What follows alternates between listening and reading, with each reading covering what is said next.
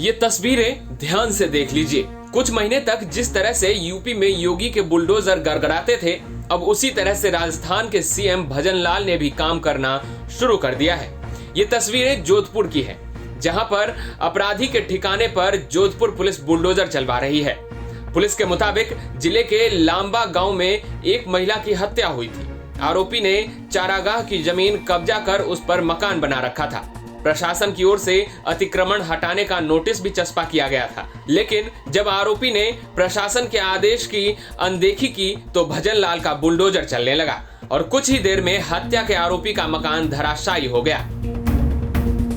आप लोगों को पता है कि बिलाड़ा थाना क्षेत्र में 23 दिसंबर को एक घटना हुई थी, जिसमें एक पड़ोसी युवक और अपने साथी के साथ एक घर में घुसा और चोरी की नीयत से उसने एक महिला का मर्डर कर दिया था, जिसको लेकर पुलिस ने त्वरित कार्रवाई करते हुए विदिन 24 आवर्स दोनों मुलजिमों को गिरफ्तार कर लिया और इसमें अग्रिम कानूनी कार्रवाई चल रही है। इसी क्रम में ये भी पाया गया कि ये व्यक्ति जो है अपराधी प्रवृत्ति का है और इसने कोई सरकारी जमीन पे अतिक्रमण भी कर रखा था।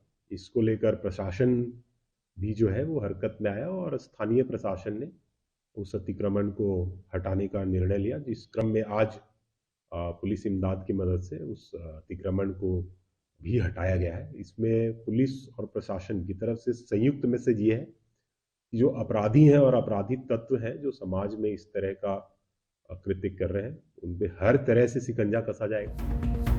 पुलिस के मुताबिक गांव के लोगों ने ही पुलिस को ये जानकारी दी थी कि आरोपी का मकान गोचर भूमि यानी चारागाह की जमीन पर अवैध तरीके से बनाया गया है, जिसके बाद प्रशासन ने अतिक्रमण हटाने का नोटिस भी दिया था।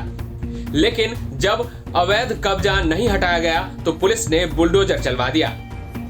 तोड़ने का कारण है कि ये मकान की जो जमीन है, ये जमीन पीडब्ल्यूडी की है।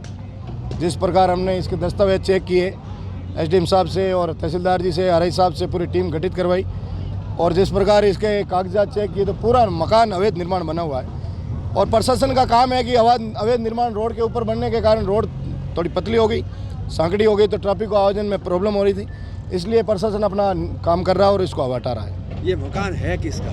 मकान है, आपने सुना होगा 23 तारीख की रात को ये जो अनिल, पिता का नाम रामस्वरूप, जिसने जो हत्या की थी अंजू की, और जिस प्रकार दो बालिकाओं की, एक 1 साल की और एक 12 साल की, और उसके ऊपर चाकू घोंप गए, जो चोरी के नींद से अंदर घुसे थे, साहिल और ये अनिल, इन्होंने जो अपराध किया उस अपराधी के पिताजी का ये मकान है। उस कानून की ओर से ये बुलडोजर चल रहा है।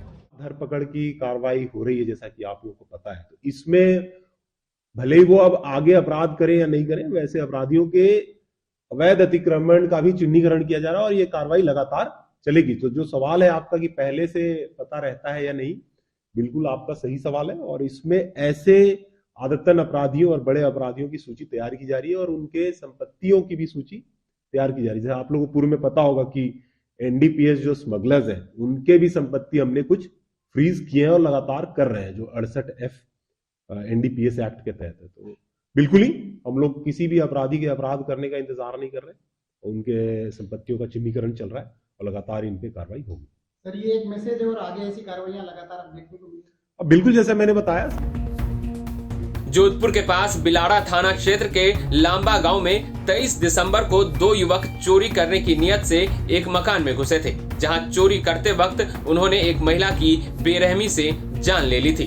पुलिस ने आरोपी को गिरफ्तार तो कर लिया था, लेकिन अब उसकी अवैध संपत्ति भी ढहा दी गई है। जोधपुर पुलिस ने इस कार्रवाई से संदेश दे दिया है, अब अपराधियों पर सिर्फ कार्रवाई ही नहीं होगी बल्कि उनके अवैध संपत्ति भी जब्त कर ली जाएगी।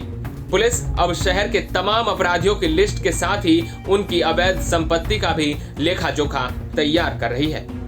राजस्थान तक के लिए जोधपुर से अशोक शर्मा की रिपोर्ट।